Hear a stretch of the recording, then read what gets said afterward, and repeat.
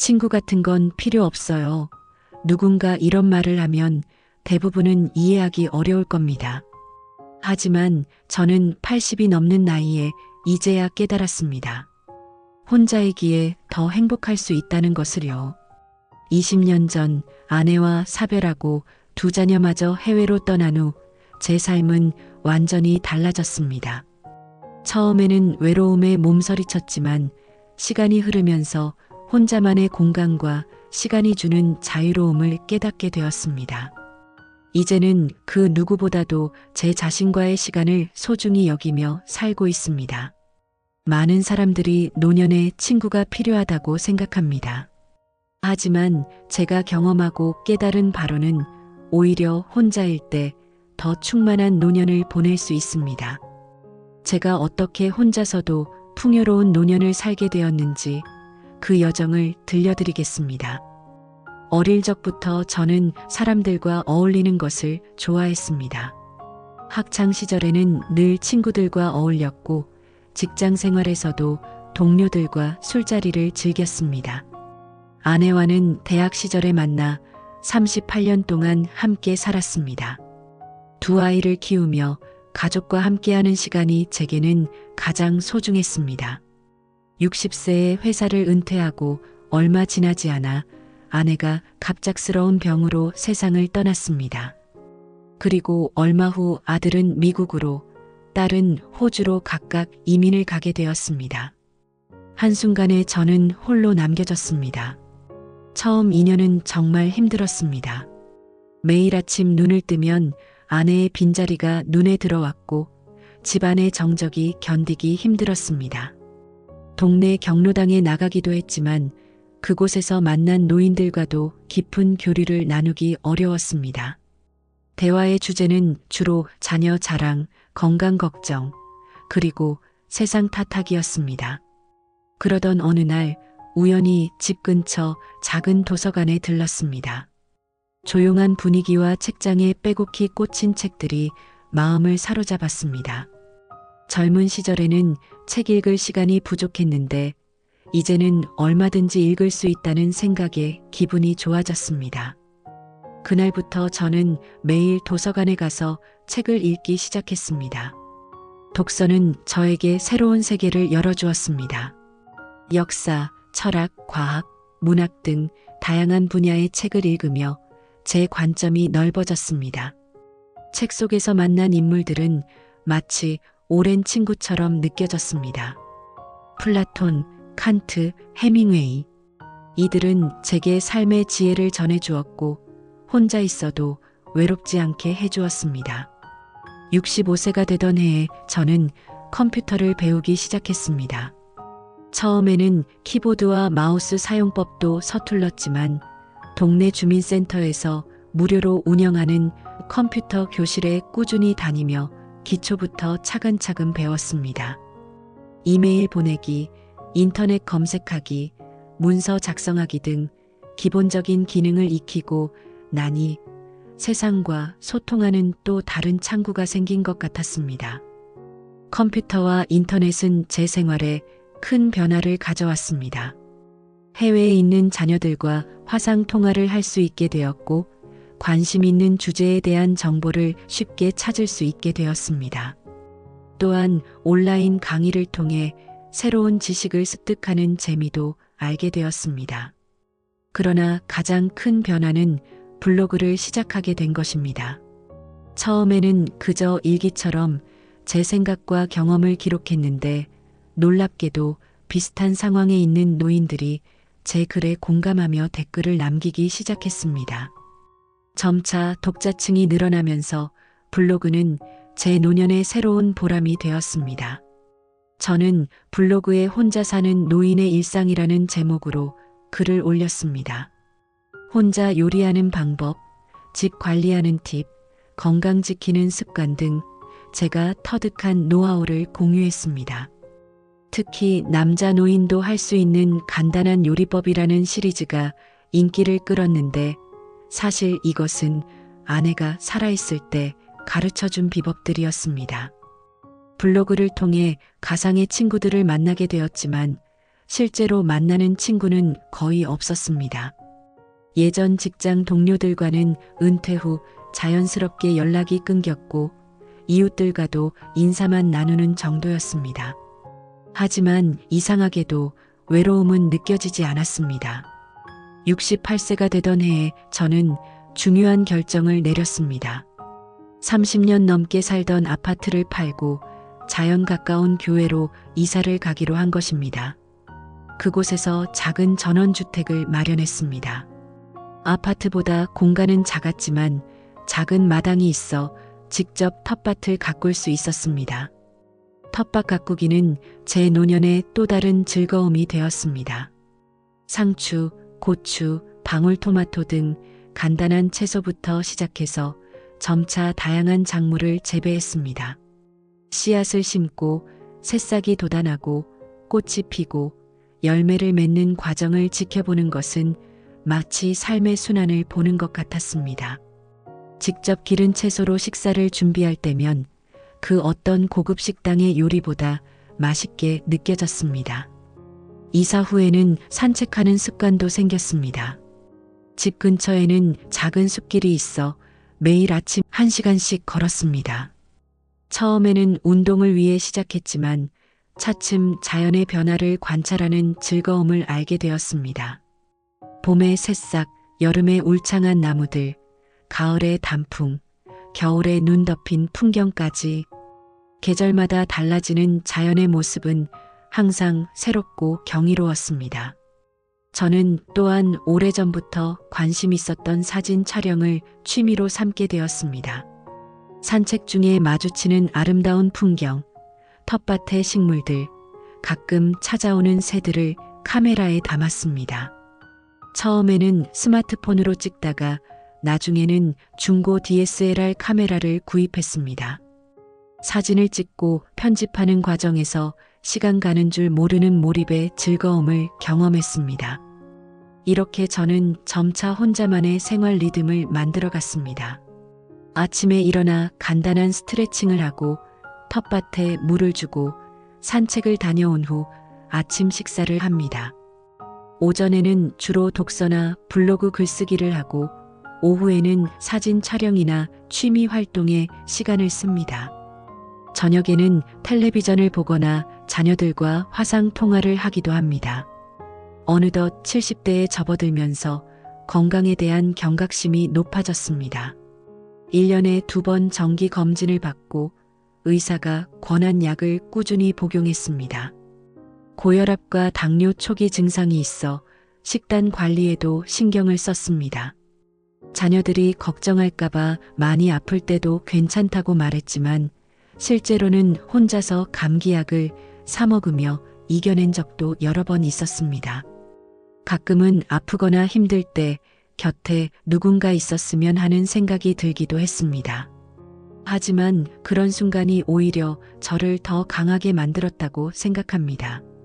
스스로를 돌볼 수 있는 능력이 향상되었고 어떤 상황에서도 침착하게 대처하는 법을 배웠습니다. 72세에는 걷기만으로는 부족하다는 생각에 수영을 배우기 시작했습니다. 동네에 새로 생긴 실내 수영장에서 노인반에 등록했는데 처음에는 물에 뜨는 것조차 어려웠습니다. 그러나 포기하지 않고 꾸준히 배우니 6개월 후에는 25m를 혼자 수영할 수 있게 되었습니다. 수영은 관절에 무리가 없으면서도 전신 운동이 되어 체력 유지에 큰 도움이 되었습니다. 운동과 더불어 식습관도 개선했습니다. 텃밭에서 직접 기른 채소를 중심으로 식단을 구성하고 고기와 생선은 적당량만 먹었습니다. 나트륨과 당분 섭취를 줄이고 대신 견과류와 과일을 간식으로 즐겼습니다. 물도 하루에 2리터 이상 마시려고 노력했습니다. 이러한 생활 습관 덕분인지 또래 노인들보다 건강한 편이었습니다. 75세가 되던 해에 큰 변화가 있었습니다. 딸이 호주에서 첫 아이를 낳게 된 것입니다. 저는 생애 처음으로 비행기를 타고 해외여행을 떠났습니다.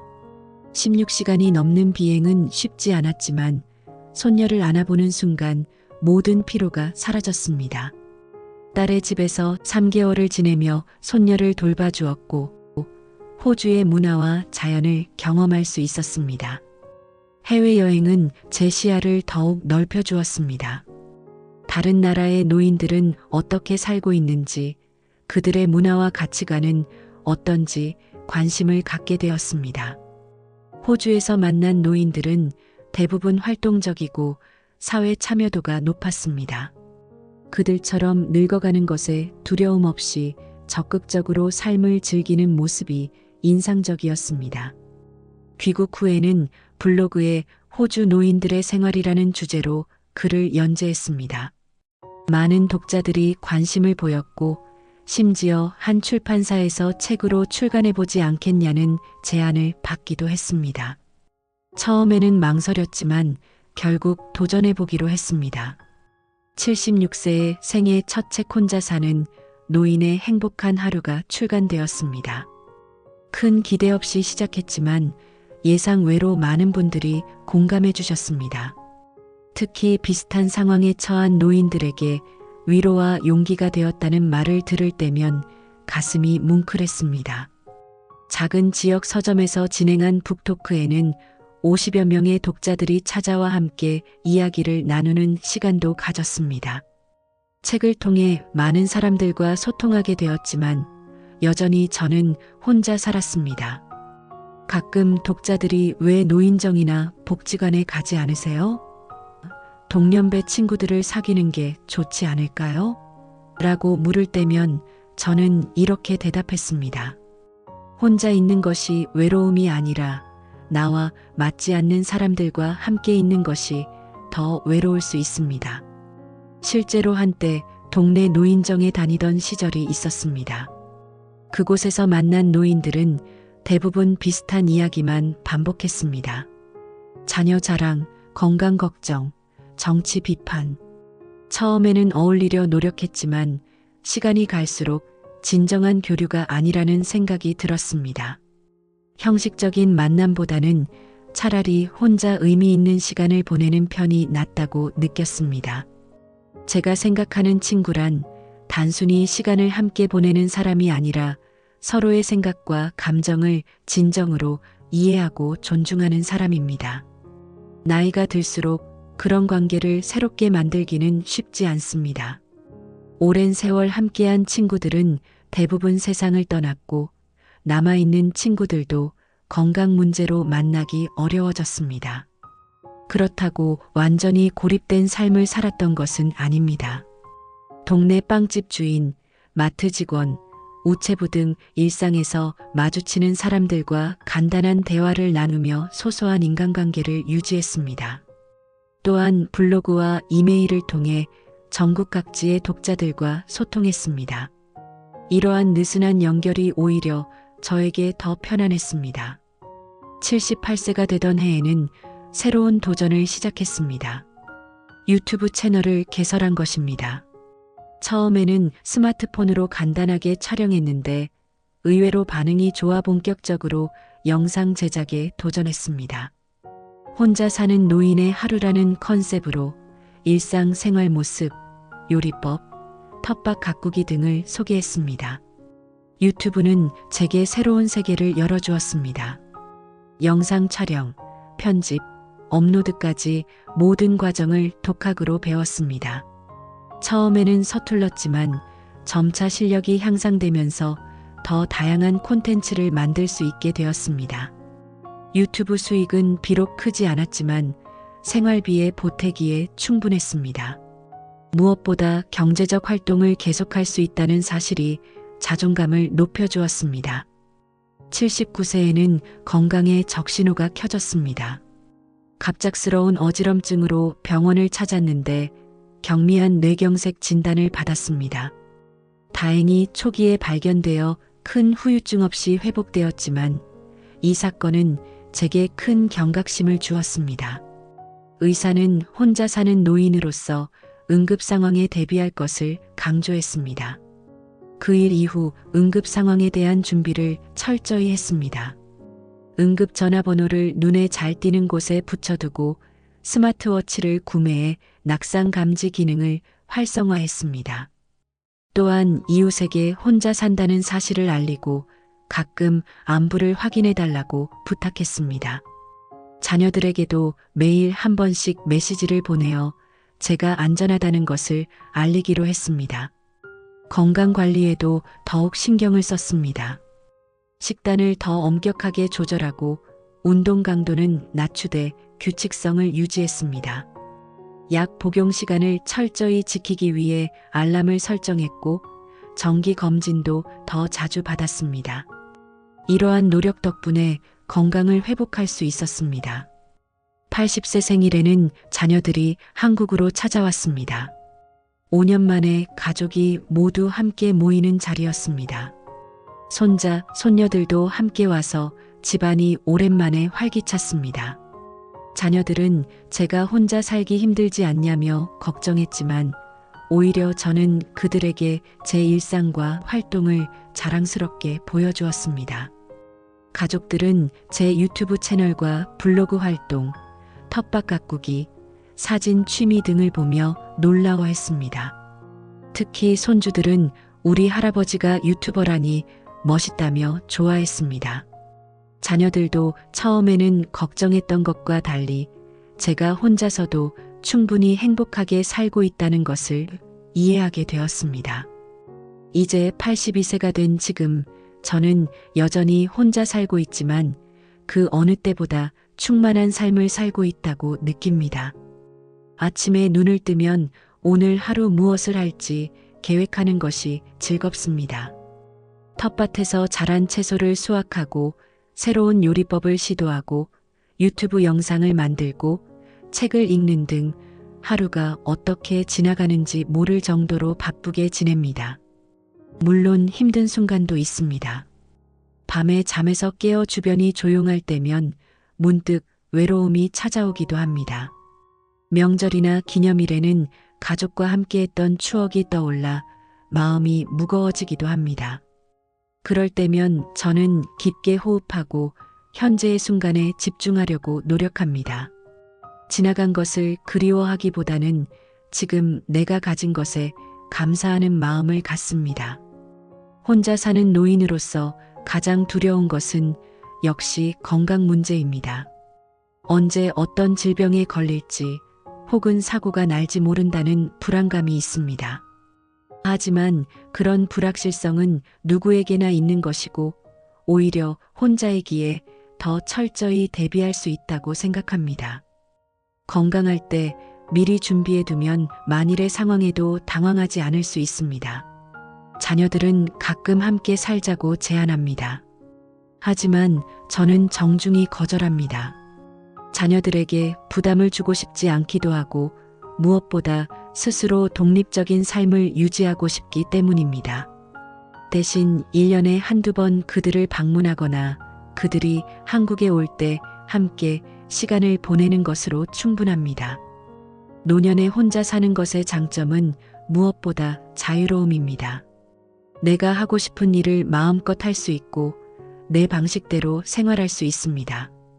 아침에 몇 시에 일어날지, 무엇을 먹을지, 어떤 활동을 할지 모두 내 마음대로 결정할 수 있습니다.